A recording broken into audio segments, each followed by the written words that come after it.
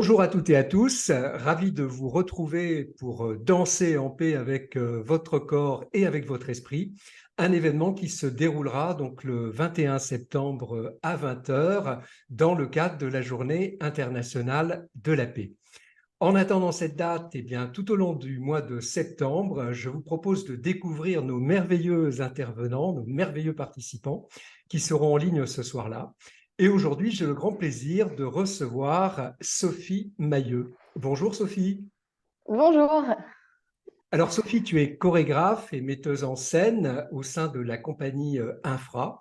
Tes créations sont au confluent de la danse, des arts de la marionnette et des arts visuels. Moi, j'ai eu le grand bonheur de te découvrir il y a 2 ans au Festival d'Avignon dans un spectacle intitulé La Métamorphose. Et au moment même où nous enregistrons donc cette interview, eh bien, tu t'apprêtes à repartir au Festival d'Avignon justement pour présenter ta toute nouvelle création, Poussière, que j'ai moi-même vue il y a quelques semaines à Lille. Alors, je te propose, si tu veux bien, avant d'échanger tous les deux, eh bien, de diffuser un extrait de ce dernier spectacle, Poussière, pour permettre à ceux qui nous écoutent de découvrir quel est ton univers.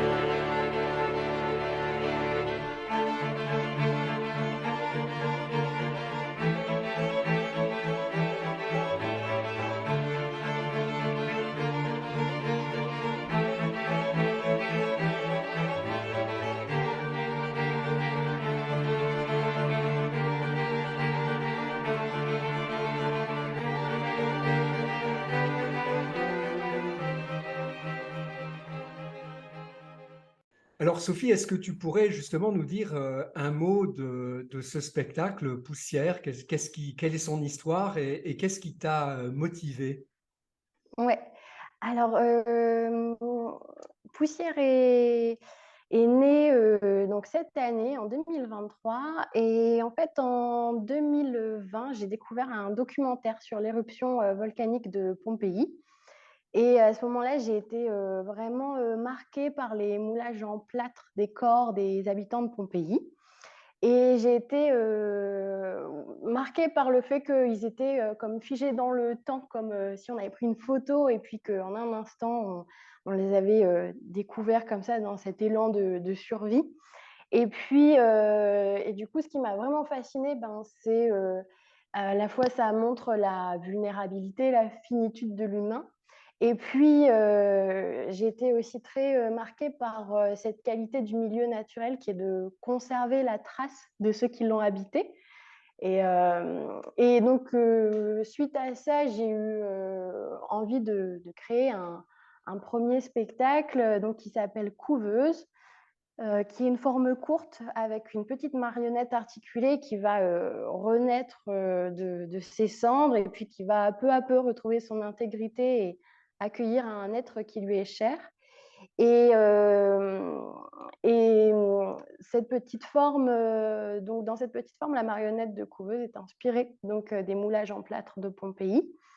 Et puis aussi, je développe tout un système de manipulation de marionnettes où je suis à distance, où je manipule à travers des hublots la marionnette et la matière. Et donc, suite à la création de Couveuse, qui a eu lieu très vite en fait après le visionnage du documentaire, donc c'était en 2020, juste avant la crise du Covid. En fait, suite à ça, je me suis beaucoup questionnée sur le bouleversement, la place que l'on occupe, comment faire face à des traumatismes ou des bouleversements, et puis comment se reconstruire après un choc, un traumatisme. Et puis également, j'avais envie d'aller plus loin sur l'exploration de la matière, cendre qui existe donc dans cette petite forme couveuse mais qui est assez peu exploitée au final, qui est assez peu explorée. Et donc voilà, je me suis dit que j'allais faire une, plus grande, forme, un plus grand spectacle, donc qui s'intitule Poussière. Et donc Poussière, c'est un spectacle avec, 2 marionnettistes à partir de 9 ans, c'est des moi j'ouvre mes spectacles vraiment, au jeune public et puis aux adultes.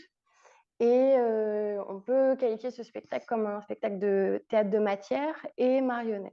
Et donc dans une première partie du spectacle, il y a toute une exploration onirique autour de la matière en mouvement, de la cendre et de la poussière. Et puis dans un deuxième temps, on retrouve du coup une marionnette différente de celle de Couveuse, mais qui va, pareil, se reconstruire, qui va, littéralement, voilà, aussi renaître de ses cendres et puis, se reconstruire dans ce paysage, lunaire. Et donc dans Poussière, on se questionne sur, la survie, qu'est-ce qui nous donne foi pour, continuer à nous battre quand tout semble perdu? Et puis, on s'intéresse donc autant à l'accident qu'à la lente phase de reconstruction qui va suivre. Voilà, et puis c'est un spectacle aussi sans mots, parce qu'on a décidé en fait, quand on subit une catastrophe ou un bouleversement, on n'a pas toujours les mots pour expliquer ce que l'on vient de traverser. Et donc on a plutôt décidé de travailler à partir d'œuvres musicales qui vont, traduire les émotions que va traverser, la marionnette au fur et à mesure du spectacle. C'est vrai que dans tes spectacles, les bandes musicales sont toujours très impressionnantes et très belles. Enfin, moi, j'ai vraiment, déjà dans Métamorphose, c'était le cas. Alors, moi, il y a un terme que tu as utilisé qui m'a interpellé et qu'effectivement, j'avais un petit peu décelé à la fois dans le premier spectacle, la Métamorphose, et dans Poussière, c'est le terme survie, puisque dans Métamorphose, pour expliquer un petit peu à ceux qui nous suivent, on a des danseuses et des danseurs qui évoluent sous un tapis de couverture de survie et qui créent des formes. Et on a encore le mot survie. Et moi, ça m'a fait penser en fait à... je me suis demandé si le thème récurrent de tes spectacles, c'était pas simplement la résilience. En tout cas, ouais, c'est vrai que c'est très présent, en tout cas, moi, ce qui m'inspire vraiment, c'est, la vie, comment la vie évolue, comment la vie renaît, dans la métamorphose, je m'inspire vraiment de mon environnement, naturel, pour étudier, ben, voilà, comment, les animaux, par exemple, vont, évoluer au cours des décennies, au cours des siècles. Et ça, c'est quelque chose qui me touche beaucoup, en tout cas en tant qu'artiste, comme le mouvement perpétuel de la vie, en fait. Pour certains artistes, ça va être la psychologie, humaine, et pour moi, ça va être vraiment le lien avec aussi, la nature, l'extérieur. Hem, Poussière, c'est né vraiment aussi d'une forte attirance pour les volcans, et ça m'a toujours aussi, attirée. Ouais, c'est ça, ces monstres incroyables qui voilà, qui sont aussi très fertiles, en fait. C'est assez fascinant parce que les volcans, on va croire qu'ils vont tout exterminer sur leur passage, mais en fait, ce qui va apparaître après va être très fertile. La terre, va être chargée de minéraux qui va vraiment créer des jungles presque au pied des volcans. Donc voilà, c'est sans cesse des questions de cycle, en fait, de vie, de mœurs, enfin voilà, qui qui me parlent en tout cas, ouais. Et ce qui me vient par Ouais. rapport à ce que tu dis, justement, c'est qu'au fond, finalement, dans tes spectacles, il n'y a pas tellement de différence entre ces matières que tu utilises, les humains, les animaux dans la métamorphose, qui finalement, tout ça, ce sont des êtres vivants. Le volcan, c'est aussi un Oui, être vivant, quelque part. ouais, tout à fait. Ouais, c'est ça exactement.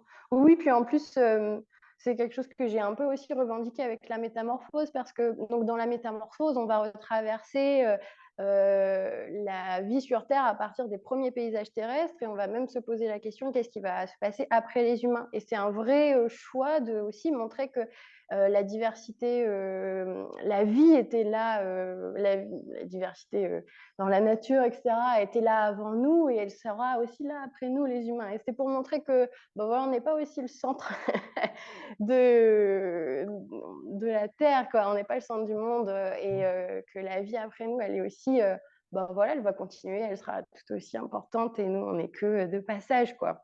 Donc ouais, c'est ça. Moi, ce qui me fascine aussi beaucoup dans ton travail, c'est cette manière que tu as, hein, de construire et déconstruire les corps, hein, comme tu l'as fait dans La Métamorphose et dans Poussière. Alors, c'est bien évidemment une des raisons principales qui m'a donné l'élan, hein, de te proposer, hein, de participer à Danse en paix avec ton corps et avec ton esprit. Est-ce que cette relation au corps, c'était quelque chose qui était inné chez toi ou qui est venu progressivement? Hem C'est un peu des 2. Bah, je peux parler un peu de mon rapport par exemple à la danse, comment j'ai commencé. Oui, tout à J'ai fait. commencé comme, la beaucoup de jeunes filles, qui font de la danse dans l'association de leur village et puis ça m'est resté. J'ai continué, au collège avec l'association, sportive du collège. Puis, ensuite, j'ai continué, et puis en fait, j'ai un jour vu une annonce d'une chorégraphe qui s'appelle Rachel Mathéis qui cherchait de jeunes danseurs.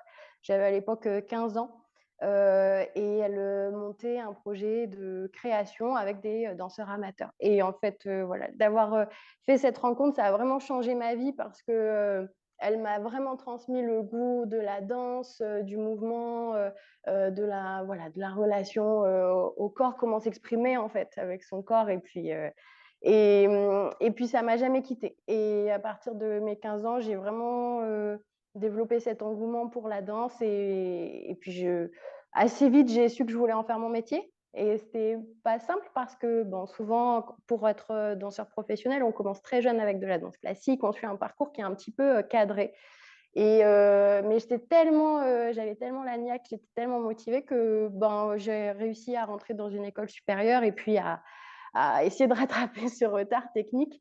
Mais voilà, quand j'étais, dans cette école supérieure aux Pays-Bas, j'ai senti en tout cas cette fibre, de création et puis assez vite, je me suis tournée vers un parcours plus de chorégraphe et de créatrice.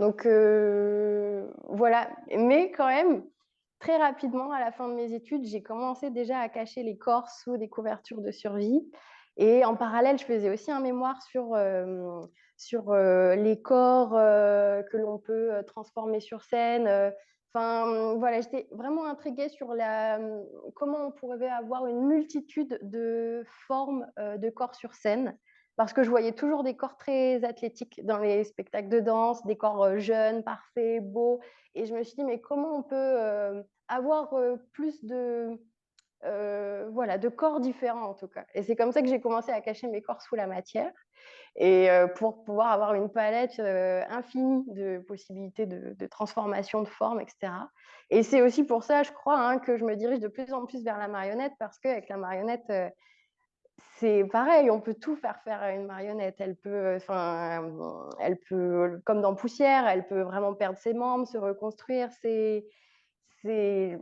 encore plus large l'infinité voilà, de choses que l'on peut faire en fait, avec les marionnettes. Voilà. Alors, justement, enfin, cacher les corps, moi, enfin, ça m'inspire beaucoup parce qu'en fait, c'est vrai que dans Métamorphose, bah, les corps sont cachés, sont dissimulés Mmh. par les couvertures de survie. Dans Poussière, c'est pareil, on ne voit pas Ouais, les marionnistes. Alors, je ne voudrais pas déflorer le spectacle, hein, même si on peut les apercevoir à un moment donné, mais enfin, on ne va pas, oui. va pas trop développer là-dessus. Finalement, est-ce que tu imaginerais faire un spectacle où tu montrerais les corps? Et puis l'autre question que je me pose, c'est le fait de cacher comme ça les corps. Est-ce que ça a aussi une forme de dimension philosophique ou spirituelle quelque part? Ouais.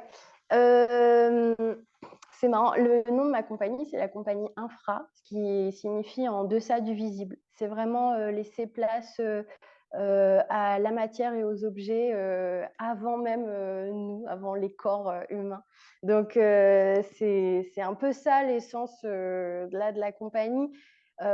Pour, tout te dire, en fait, dans Poussière, j'avais a assez envie que l'on voit, les corps, des marionnettistes assez vite. Et en fait, je n'ai pas réussi à la création à faire ça. Je trouvais que c'était pas juste et voilà, ça fait partie de, la façon dont je crée, en fait. Pour moi, ce qui va être le plus essentiel, le plus important, ça va être, de donner vie à la matière, de donner vie à l'objet. C'est ça qui, en tout cas, qui m'intrigue le plus, moi, dans mes créations. Et alors, est-ce que plus tard, on verra les corps?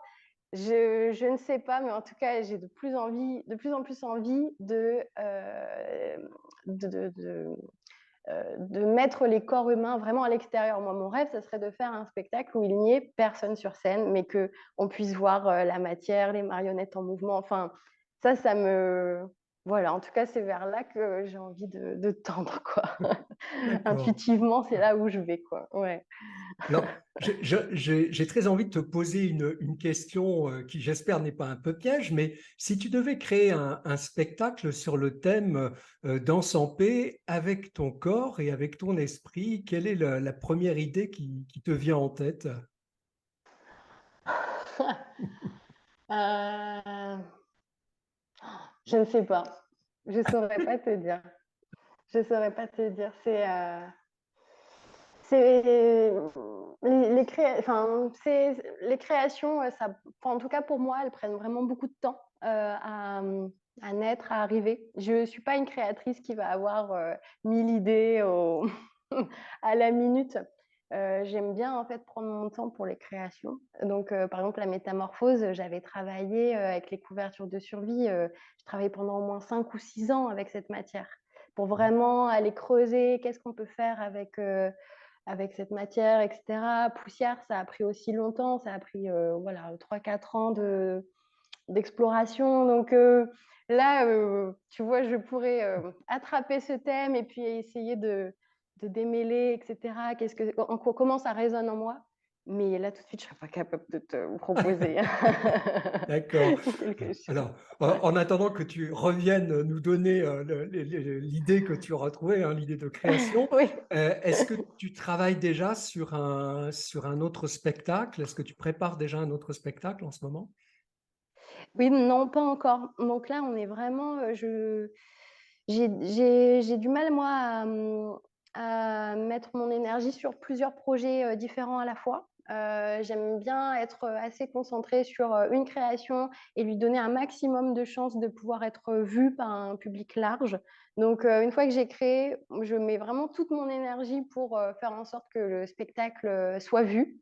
Voilà, il y a d'autres artistes ou dans d'autres pays, même je vois aux Pays-Bas, hein, où on crée et puis assez vite on tourne et puis on recrée 6 mois plus tard.